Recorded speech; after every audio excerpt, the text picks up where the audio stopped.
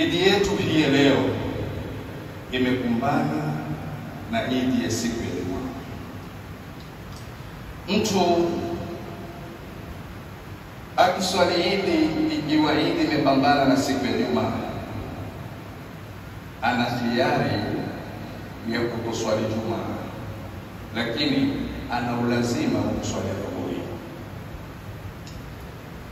Lakini vile vile message itoke kwamba hakuswali idi Ijumaa kwake haipomoki, kwa vile vile hana ruhusa kuswali dhuhuri.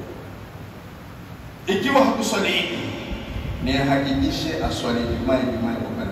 Ndipo akasimama wanazuoni kwa kunena kwamba siku hata idi ikipambana na Juma, maimamu na mashehe wa misikitini tayari kuswalisha watu Juma ikiwa mtu hakupata swala ya idi.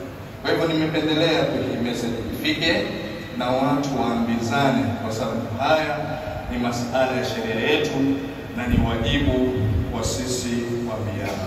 Allahumma hina mu'minina wa tawaffana muslimina walhikna bisalihin.